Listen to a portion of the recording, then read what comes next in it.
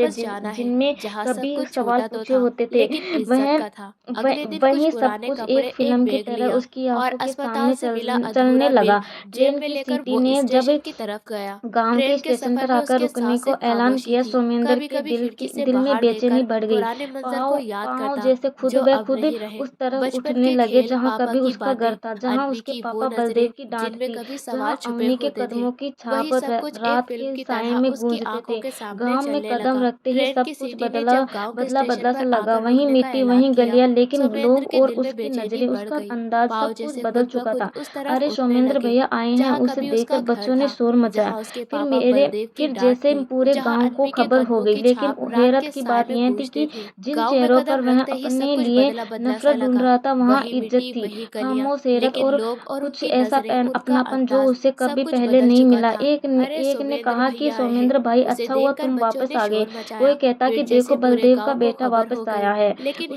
हैरत की बात ये थी उसे कि देखकर जिन लगा चेहरों जैसे पर ये वो वह अपने लिए लोग नहीं नफरत थे ढूंढ जो रहा था, उसे वो इज्जत थी, नीची खामोश नजरों में हैरत देखा और करते कुछ थे। ऐसा उनके अपनापन नजदीकी वह जो उसे कभी पहले बस नहीं एक मिला। एक नाकाम ने कहा जाहिल कि और सोमेंद्र बेकार भाई, सा अच्छा लड़का हुआ था, तुम लेकिन वापस आ गए। अब कोई कहता कि देखो बलदेव हर का एक बेटा की वापस